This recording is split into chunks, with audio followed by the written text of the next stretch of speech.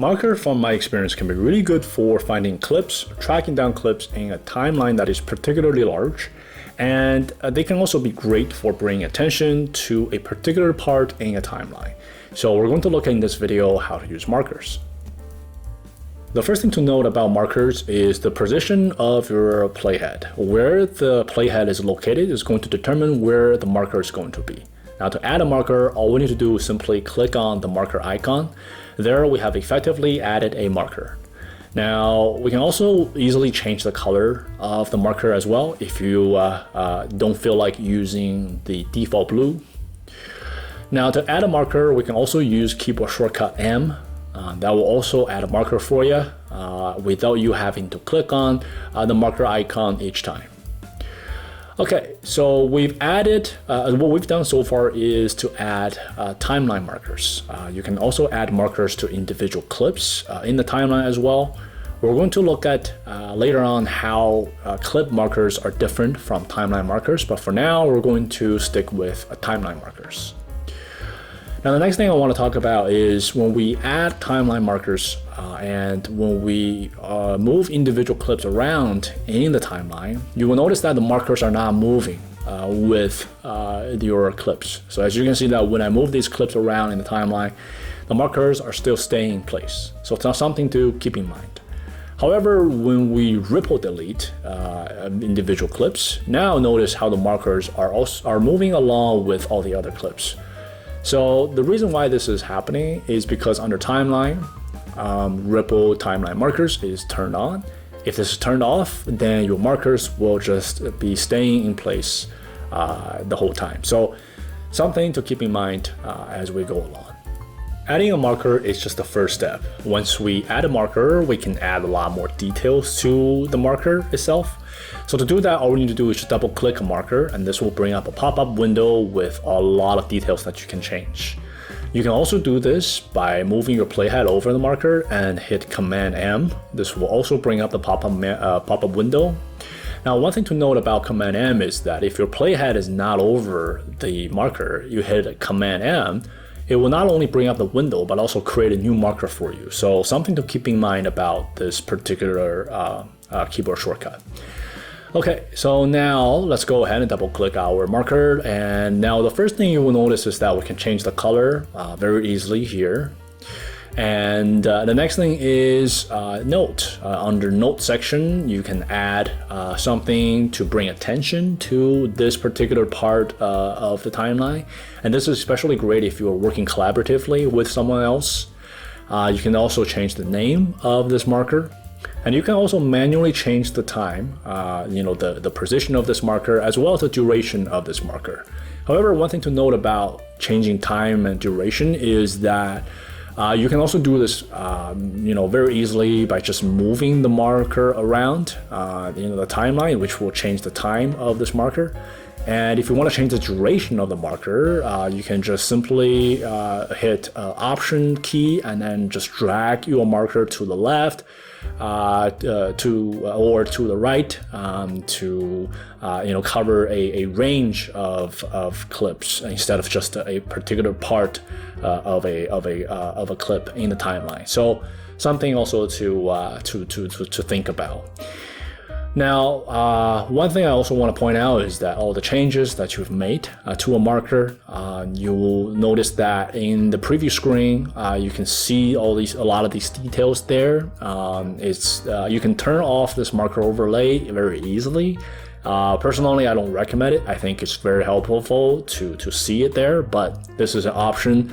You can easily turn it off if you don't want to see it. One last thing to note is that a marker, once you add a lot of details, some note, and change the name to a marker, you will see that there's a little circle inside your marker. So this is an indicator that there are changes that are made to this marker. One of the most important things to learn about markers is how to navigate them. And this is where markers can really help you track down a particular video clip in your timeline very easily. And so for the sake of illustration, I'm going to add a lot more video clips to our timeline there. So as you can see that when you have all these different video clips in your timeline, when you have this kind of situation going on, adding a marker is really going to be important when it comes to helping you identify the video clip that you want to work on later on, or you want to track down very easily. Now, the next question is, how do we navigate all these different markers? So I'm going to zoom out a little bit. And now the first option is to go to our preview screen on top. And then in the timeline, just simply click on where the marker is located. This will help you very easily get to different markers. And this is a very fast and effective way of navigating markers as well. Now, the next thing you could do is to use keyboard shortcut, Shift up and down key, and this will also help you navigate markers very quickly. But one thing to note about this method is that, as you can see, when we use the keyboard shortcut, it can only move sequentially, one marker at a time. So you will not be able to jump to any marker that you like. So this can be a downside. However, it is an option for you. Now, another thing you can do is to go to the preview screen, and then under viewer option, we're gonna go to markers. And then now you're gonna see a list of all the markers there. And just by simply clicking on each, it can take you very quickly to that marker. So this is another option for you. Personally, I don't use this particular option very often. Again, it is an option for you if you think it's better suited. Now, one last thing I want to talk about is to use edit index. By bringing up edit index, go to show markers, hit all. Now this is going to bring up all the markers that you've added in your timeline, and as well as all the details associated with each marker. And this is a very quick way also to track down markers when you have a lot of markers in your timeline. The last thing to talk about here is how to get rid of your markers. The first thing we can do is to simply double click on the marker, and in the pop-up window, hit remove markers. Now the other way is to use keyboard shortcut, option M. This will also very quickly help you remove your markers. So now that we've looked at how to work with timeline markers, I just want to quickly compare clip markers against timeline markers to see how clip markers are different. Now, to add a clip marker, the first thing we need to do is make sure our clip is selected. And then you can go ahead to hit either the marker icon or use the keyboard shortcut. But you will notice first thing is that we add now a audio marker as well as a video track marker to the clip. The reason is because linked selection is turned on. If we turn that off, now you have the ability to add a marker to only the video track of this clip or the audio track if you prefer. Now, the next thing I want to talk about is how with clip markers, you can move the clip around anywhere in the timeline, and this marker will follow you. And this is a huge difference compared to the timeline marker. But when you use ripple delete, the marker will move accordingly. The clip markers will move accordingly, just like your timeline markers. Now, with clip markers, also the time that you see there is very weird. It tells you it's 12 seconds, but when this marker is apparently about 23 seconds into the timeline. And the reason is because clip markers tells you the time relative to the clip, but your timeline markers tells you the time relative to the entire timeline itself. So that's why with timeline markers, you will see that the time match up perfectly. And the reason is because it tells you the time relative to the timeline. But if you look at the clip marker, it's the time relative to that video clip where this marker is added. So with this particular clip, you see that this clip actually starts about 11 seconds into the timeline.